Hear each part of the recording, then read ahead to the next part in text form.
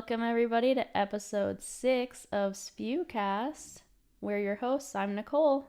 And I'm Alex. Today we're going to be talking about characters we wish were included more in the movies that we think the show could include more. So, I think an interesting piece of this will be some characters that may not even have enough backstory, in our opinion, in the books that they could do more in the movies. yeah, I feel like that might be a hot take. We'll talk about that.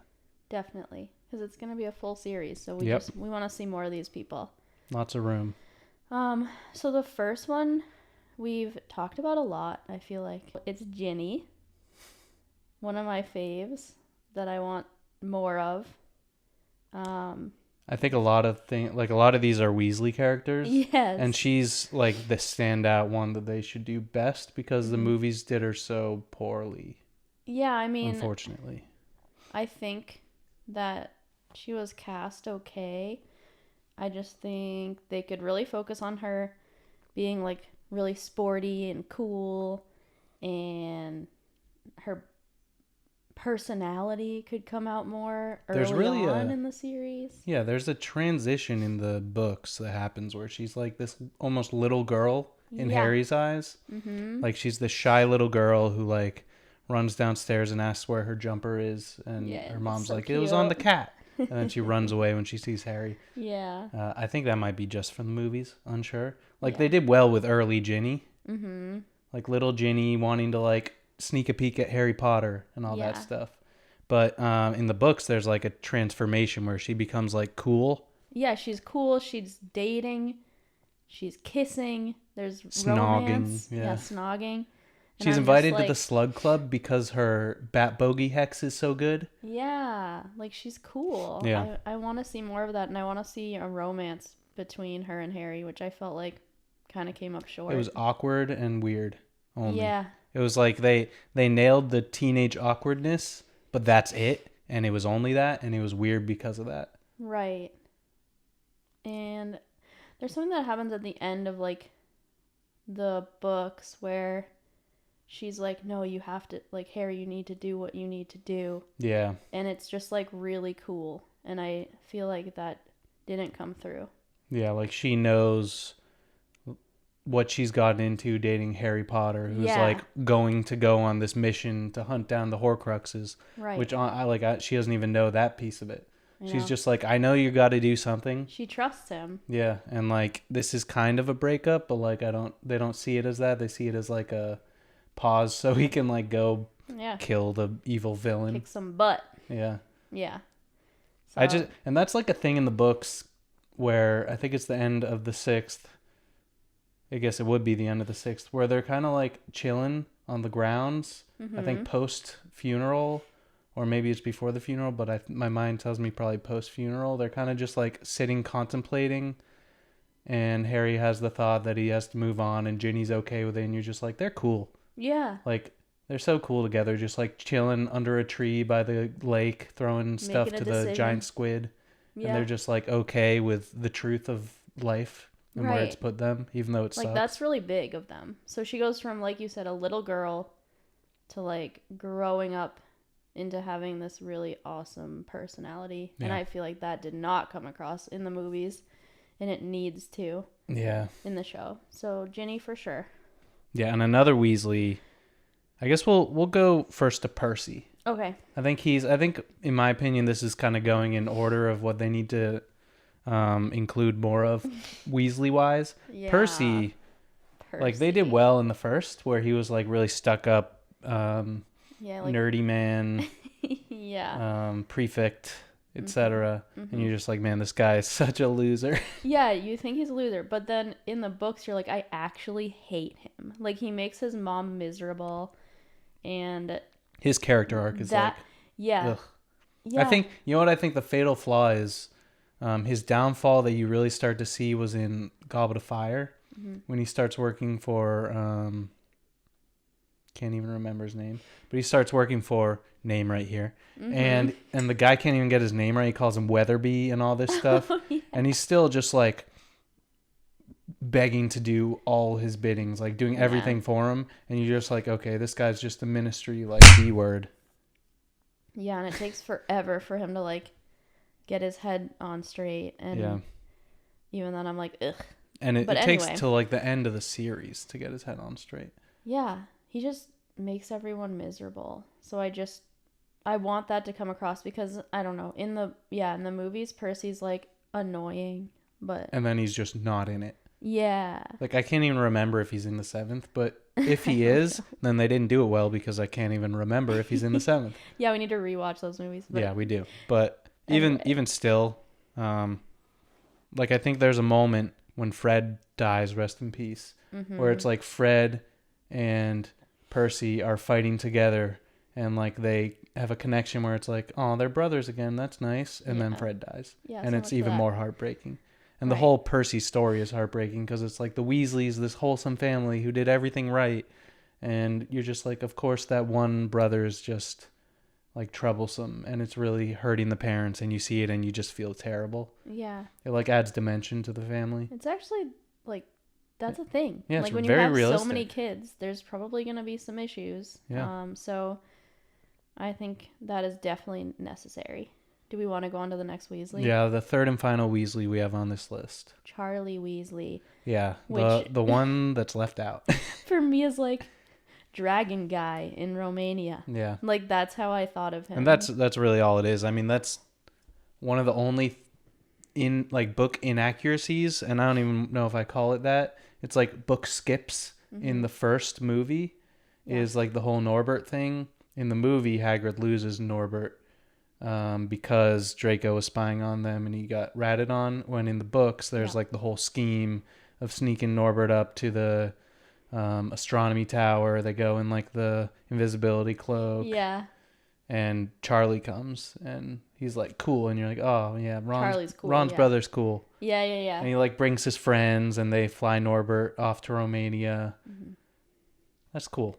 I mean, he's not in it a lot. He's not, but I think it would be cool to see like what's going on in Romania. This might be the first like chance for them to expand a character beyond the books. Yeah, like is that allowed? I hope so. I think it is. I mean, I hope they do it. I hope they do it mainly for other people on this list. I don't think there's like much to be had like telling us Romania stories. Yeah. Like just maybe that's a snips. spin-off. I don't know. You never know. Yeah, I mean, it would be pretty interesting if there's like a intriguing plot in Romania. I would be curious for the people that are watching. Like, do you want them to follow the books exactly, or would you be good with some additional stuff that hasn't happened? It's a common thing I've seen on Reddit where people are okay with some like expansion. Yeah, it'll make it interesting and different. Yeah. I mean, I think that as long as everyone feels that as long as it's kind of like... It can't be too much. Yeah. It's like lore okay. Yeah. And they're not like telling all these crazy stupid things like these out of this world stories that we would have heard about. Right. But yeah, I mean, I would like to see more of Charlie, or any of Charlie beyond a photograph in a newspaper. Yeah. But yeah, that's the last Weasley. Yes, and now who should we talk about next? Let's do Cedric.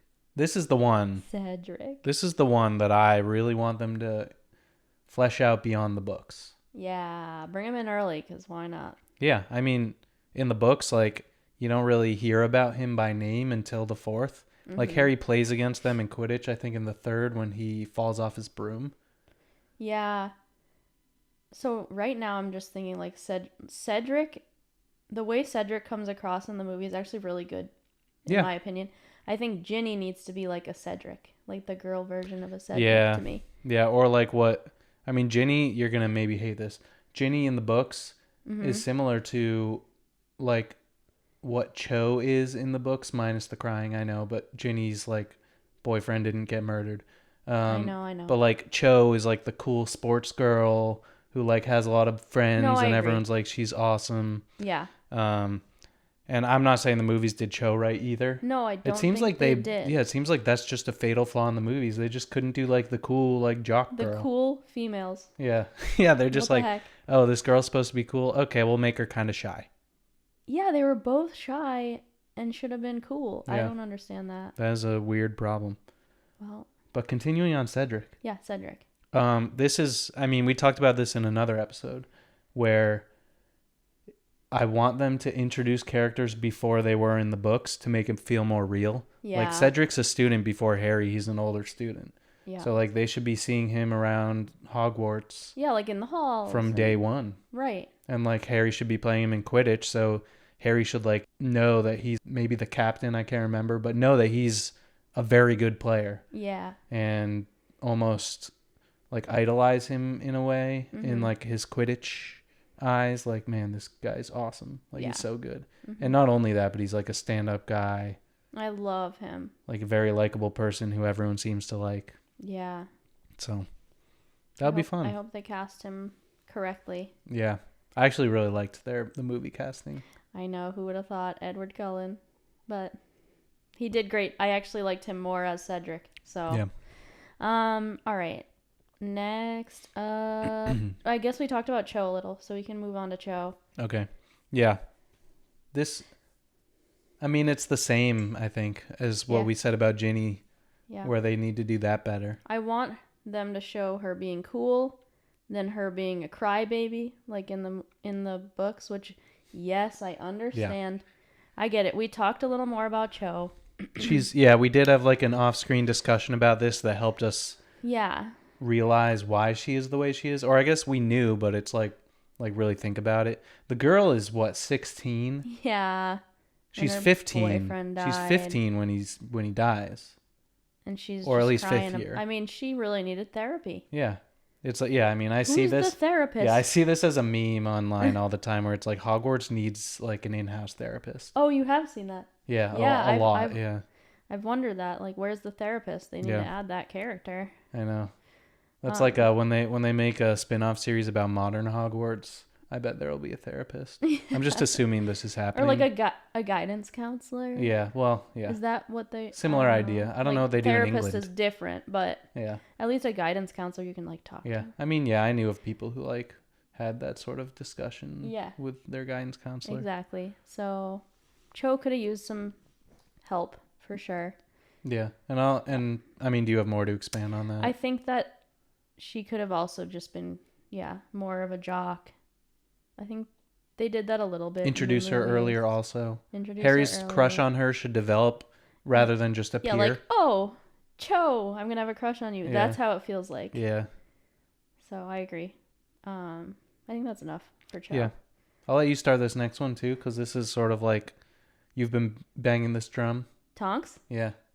Oh, man. I just think Tonks is such an interesting character, and she's not really in the books or the movies. Like, she's in both, but not enough. Like, I actually think that the amount she's in the movies is it's probably less than the books, but not by like a notable margin. But I think she's so interesting. She's a candidate for like show her more than the books or the movies do. Exactly. Yeah. Because like you see, Lupin, I want to see their romance. I really want to see. They have what could be a really good romance story. Yeah. Because you have the whole she blames herself for Sirius thing, and they're going through a rough patch there, and you can see like Lupin's kind of sad about it. They're all just like depressed. Yeah. Yeah. And then there's like in Grimmauld Place when I don't know. I think it's like Christmas time after Mr. Weasley is back from St. Mungo's getting bitten and all that. Mm-hmm. And I'm just thinking of like, maybe this is a different scene, but that's the one that comes to mind. But it's like she's changing her hair a bunch of different colors for Ginny and Hermione, and they're just like messing around, and that's like the fun and games to them. Yeah. And it's just like, we don't see that type of thing. Exactly. And it's so like, we don't have that. What other character is like that interesting and fun? Yeah.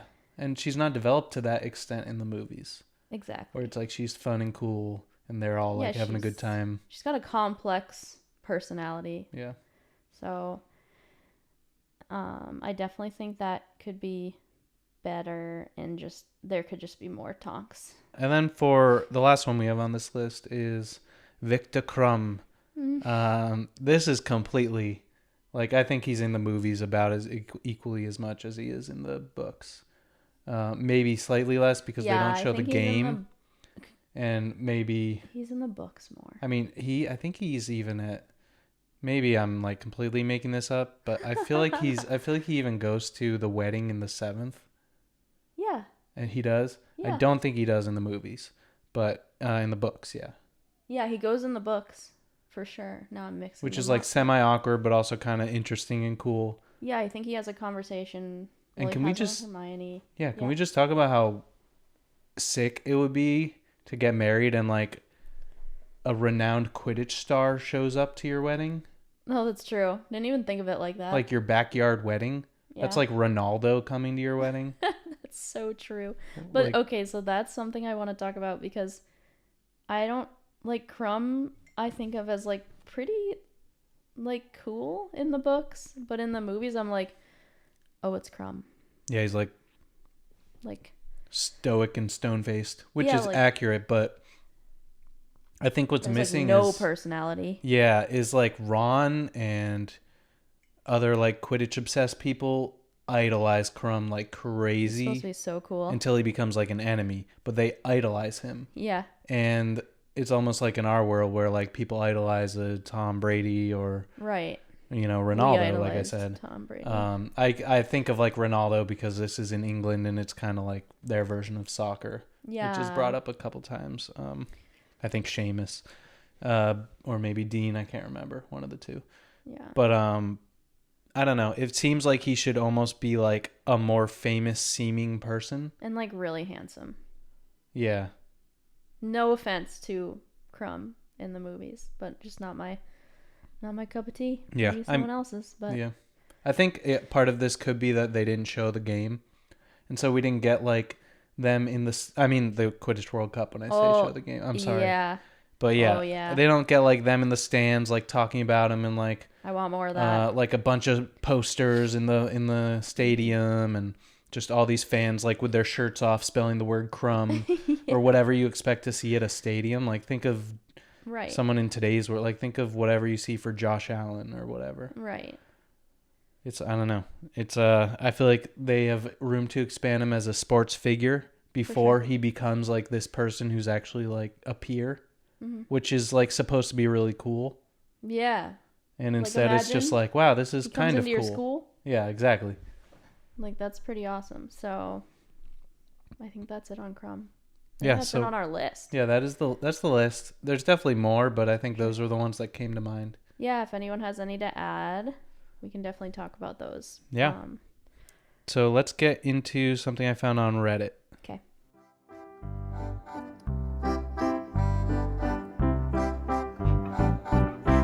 Right, so this post is actually semi-relevant to the discussion we were just having.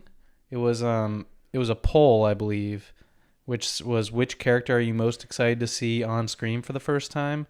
Now, if I open this poll, the options are Peeves, Charlie, Ludo Bagman, and Winky. And then other you can leave in the comments. So these are characters that were never in the movies. So it's like the first on-screen viewing of them. And I opened it. It was like right after it was posted. And wait, what's your Okay, so let's say our choices first.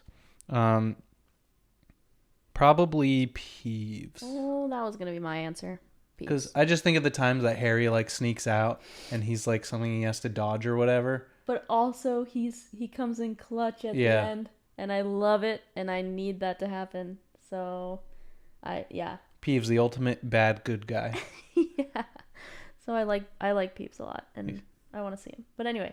Yeah. So this is almost, I don't want to say a fight, because it was actually like a civil. Fight. It was a civil discussion until like maybe one or two comments, which even weren't like much of a fight.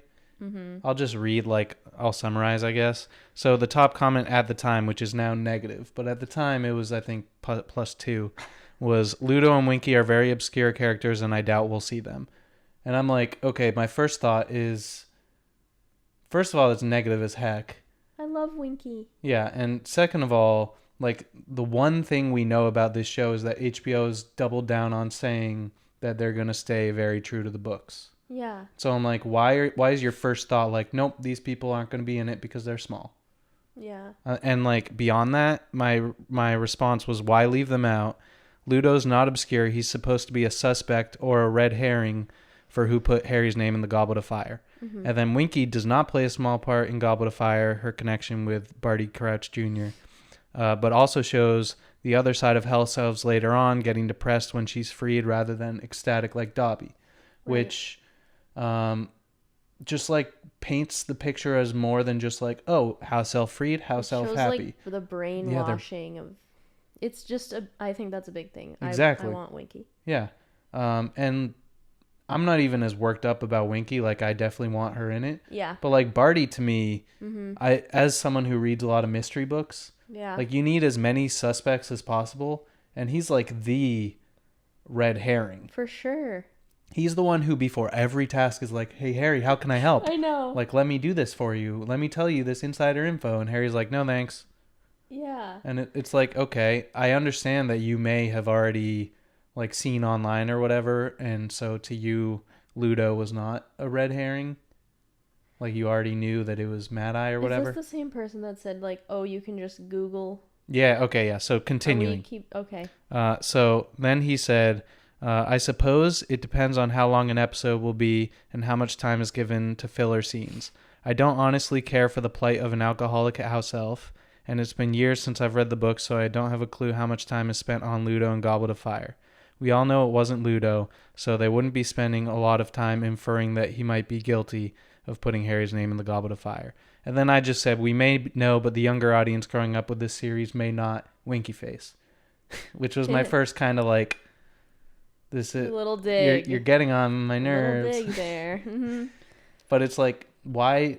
Like, HBO's not going to approach this from the point of view of, like, everyone already knows. Like, we all know everything, so... Yeah.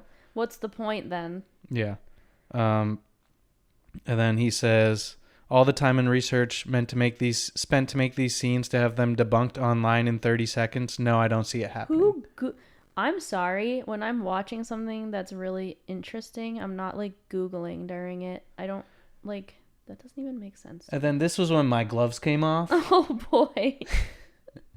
Which, I mean, Here okay. we go. It's my gloves coming off isn't that big a deal. I just said, then just release one episode for the whole series summarizing the whole thing. It's all out there already. Yeah, I don't even understand his point anymore. Like, if you're worried about them Googling, then they can Google literally every detail. I wonder if this guy watches. Hello.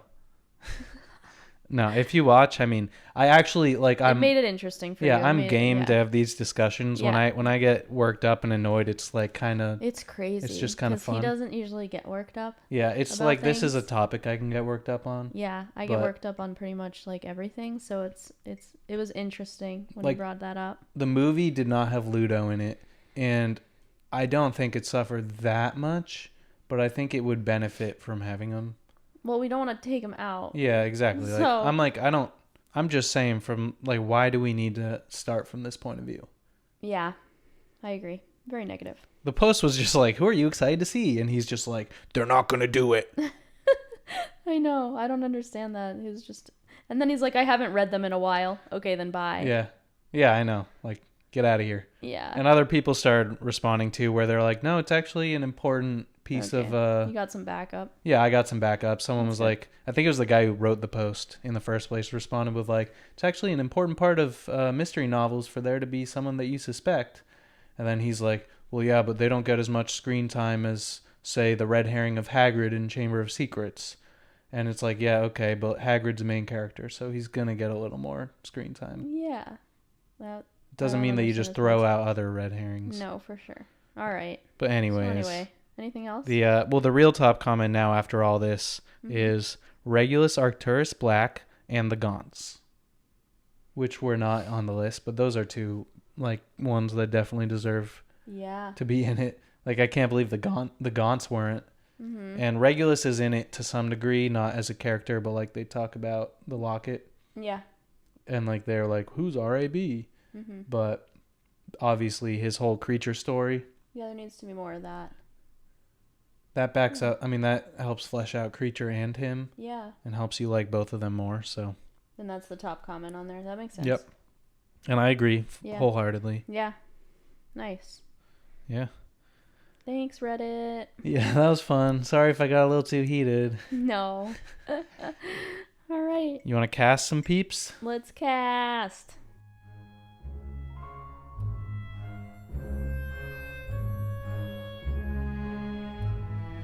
All right, so we cast 3 people and we just straight up cast them.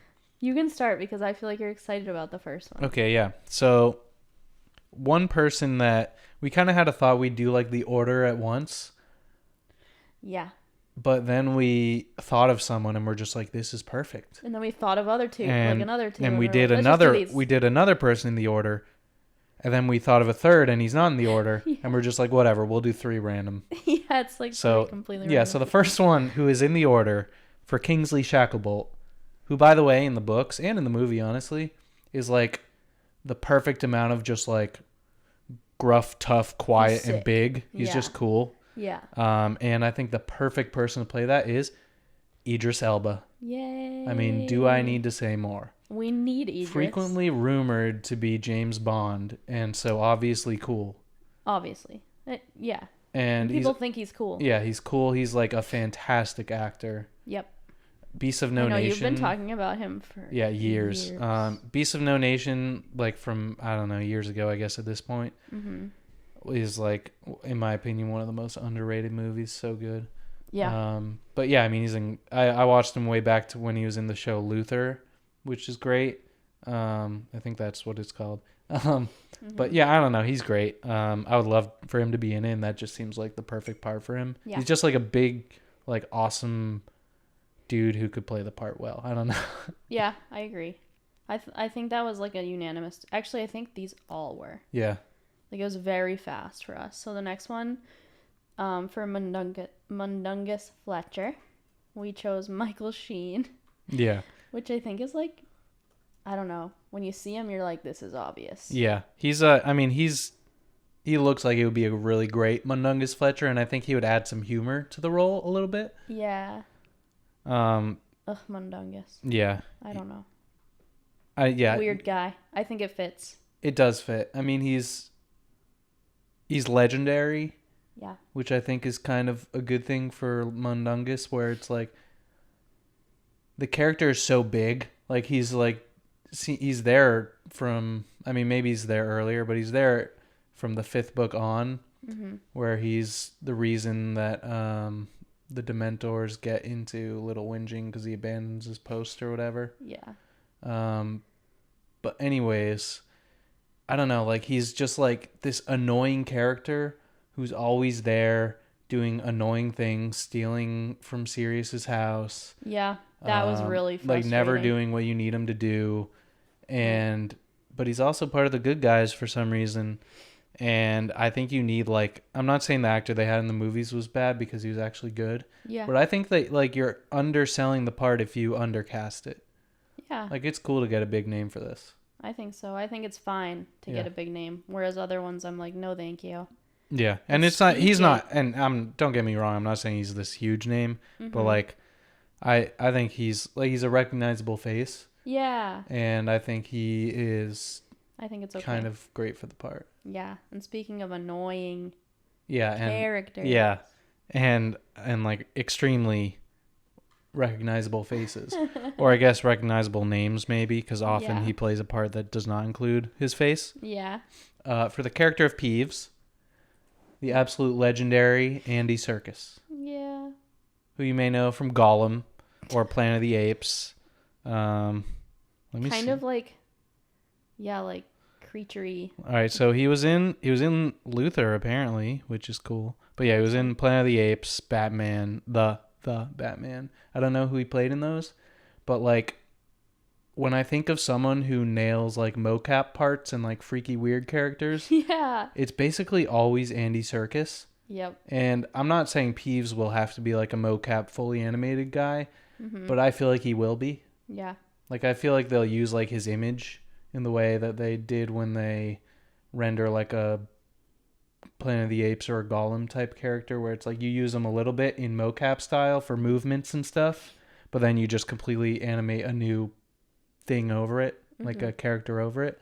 And I think because, Peeves is going to be doing all these acrobatic crazy things, he's probably going to be handled that way. Andy Serkis has a lot of experience there. How did you imagine him when you read the books? So I'm actually curious about this. This is interesting to me. Have you seen his... I imagined him as not nearly headless Nick, but like a ghost that. I did too, yeah. But just like a person. Like translucent and maybe a little bit like cuckoo looking. Yeah, a little crazy, like a crazy dude, Yeah.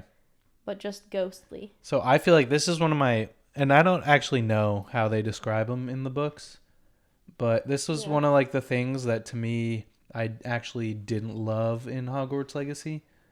I know. Whoa. I love that he's in it. Yeah. And he's like appears so randomly and like taunts people, and I love that. And he was executed perfectly in all those ways. Mm-hmm. But I feel like he doesn't look like the Peeves I would have thought. Wait, I would have expected now him. I need to see what he looks like. Yeah, so I'll put him up on the screen. What is this like? He looks like he's in Willy Wonka. Yeah, so we just looked it up. I feel like he's just a little too colorful, and he's not translucent enough. No. Like I just think they need to dial him back a little bit. Like the top hat's a little bit too silly. Or like, yeah. Like give him maybe a wizard's hat or Dr. something. Seuss. Yeah, I don't know. He was just a tad too silly looking. It's too much. Yeah, but like the voice and characterizations of him were good. That's shocking. That is not what I imagined at all. So I hope that they don't go in that route. Yeah. Glad we talked about that because I didn't even know that was what he looked like. Yeah, but Andy Serkis would kill it. Yeah. That'd be a great Peeves. Yeah, I agree. So, was there anything else? No, I mean, not unless you had any extra thoughts on Peeves or whatever. No, that's it. Yeah. I mean, I think these were fun people to cast because we didn't have to find like alternatives because we felt so good about who we cast them for. Yeah. I feel like talking about Mundungus got us on like the Peeves. It did. Yeah. Because they're both like weird characters. So it was pretty fun and fast. We were just like sitting on the deck like, oh, we got Kingsley. Let's go to Mundungus. Oh, let's go to Peeves. Like, yeah, I was like, let's go to Mundungus. And it's like, okay, that's one weird guy. You want to be another fun weird guy? Yeah. And we didn't even, we were trying to find other possibilities for actors for them. And we were like, nah, this is good. Yeah. We were like, should we find a couple others for these? But I feel so good about them. Yeah. So would be interesting to hear if anyone has any other ideas. Because we really didn't put a lot of effort into these. Yeah. These were just like whim castings, which I think are the most fun. So yeah, it was really fun. I think the hardest ones so far have been the core 3. Yeah, which we're probably wrong on for all of the actually. Yeah, I don't know. I mean, I think I also had a lot of fun casting Dumbledore, our first one. Yeah, because I think there's a lot of people who can do that well. I think so. And it's fun to kind of imagine who's gonna do it because there's like so many people who can nail it. And a lot of people have talked about who they'd want in that role. When you start to get to these characters, it's almost like you're getting people who haven't been talked about much. Yeah. And so it's like, ooh, let's have fun with this. Right. We're just kind of making it up as we go. Yeah. So anyway, thanks for joining us. Yeah, and we never brought this up, but this is a completely new setup today. Oh yeah, we're chilling. Yeah, this is a much more relaxed look. Yeah. If you hate it, tell us. Yeah, but I think it's I don't know, I enjoyed it. It's an easier setup. It's a quick setup. It's a quick tear down. Right. I was very comfortable. Yeah, very, very comfy. Yeah. On this couch, for sure. So yeah, be sure to like, comment, subscribe. Come back next week for episode 7. And we don't know what we're talking about yet, but it'll be really fun. If you haven't noticed, we've moved these episodes to Wednesdays because it's just a little easier for us. Yeah. And I think that you guys might be able to view it easier in the middle of the week. Less people, I think, are wanting to watch YouTube on Mondays. It's like a dread day. It's a grind. Yeah. Monday's a grind. Yeah. So. All right. All right. Thank you for tuning in.